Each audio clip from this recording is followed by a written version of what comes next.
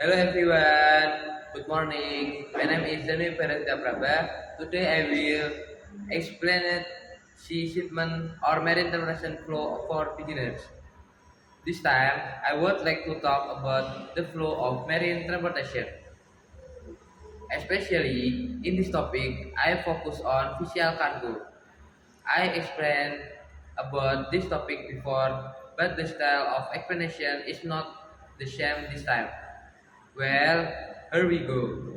How is cargo actually transportation in marine transportation? It is important for beginners and apprentices of logistics to understand the flow cargo and its paperwork. First of all, let's understand the overall logistic flow. Then you will know what to do in each section in the flow. First, let's see the project production work in a factory. It is quite rare for an individual person to use containers for transportation, but some factories produce goods every day and ship them overseas every week.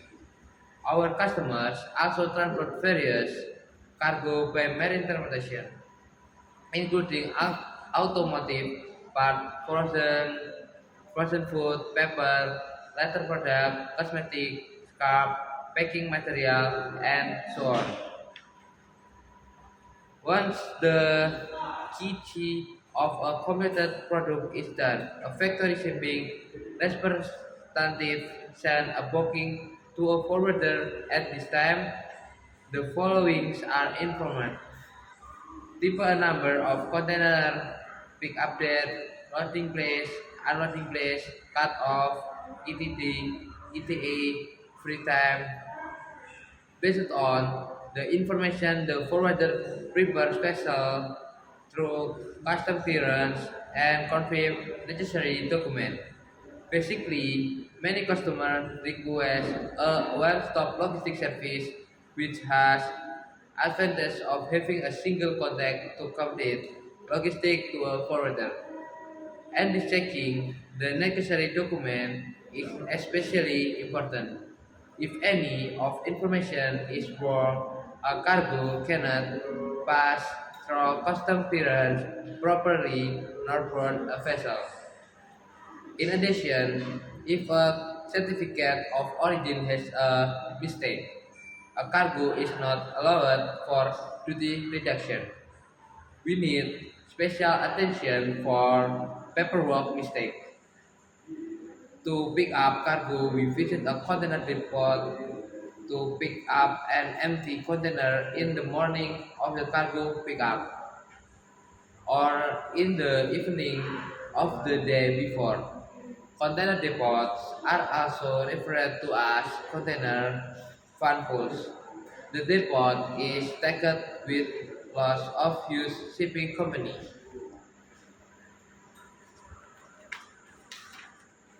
Containers that had been cleaned and repaired. When picking up an empty container, we have to be careful of the quality of the container. A poor quality container is sometimes a sense even though we have bought a container grade A. Our service to ensure that our truck delivers check the quality of the containers they pick up and deliver them to our customer. Once the empty container is delivered to customer factory, we load cargo into it.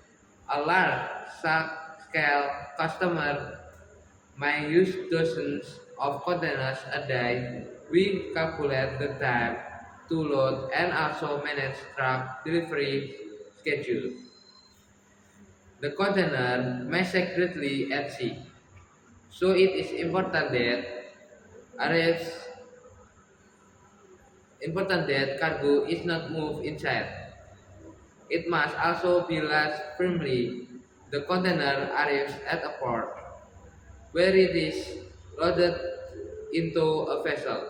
The term cut off, and closing time are used for deadline for container get in the port.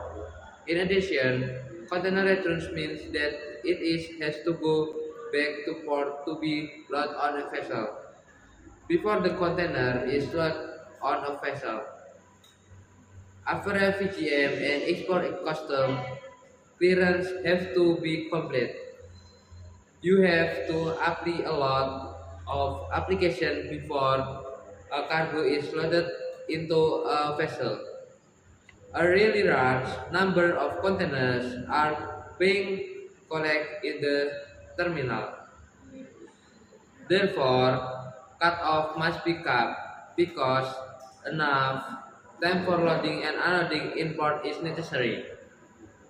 When a container is lost into a vessel, it is left and loaded by a large carrier called a gantry crane. The total weight of the containers is a major issue since it is being lifted. Some customers inquired whether a 40 feet container can carry twice the weight of a 20 feet container, but it can. Keep in mind that cargo weight is roughly limited to about 25 tons, whether 20 feet or 40 feet. By the way, total weight limit is not only related to Henry Crane, also the regulation of the road in its countries is the issue as well. In my personal experience, 25 ton is probably okay for most of the shipment. Like this, lots of container are loaded into a vessel. There is a limit of the space on vessel as you see. So that is very important job for the freight forwarder to get the space. BL is issued when a container is loaded into vessel. Let's take a look at the flow. BL is issued by a forwarder and it is sent to shipper. During the time, payment for goods is made between shipper and consignor. For original BL, shipper will send the original BL to consignor by a courier service such as DHL or FedEx. Thus, consignor must obtain BL to pick up D or O. A container is repeatedly loaded and unloaded at each port, while being rocked in vessel on a sea. A vessel is sometimes delayed due to the weather, but this can be helped. Maritime vessel can take a few days to arrive if it's the close ocean, but it might take up to months if it's long road like Japan, Europe.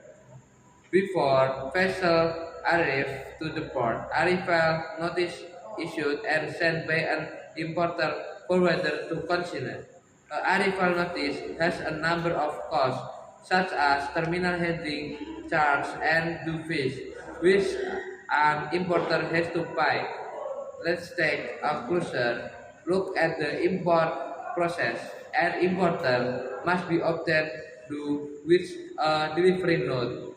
So, the amount of money that is written on arrival notice is paid to a forwarder. At the same timing of the arrival notice payment, BL is also submitted. If it's an original BL, the original document is submitted. And if it's Surance BL, a copy is submitted to a forwarder. In exchange for arrival notice, payments, and BL submission on importer forwarder device due to consumer. This is all to the topic. Thank you everyone. Bye bye.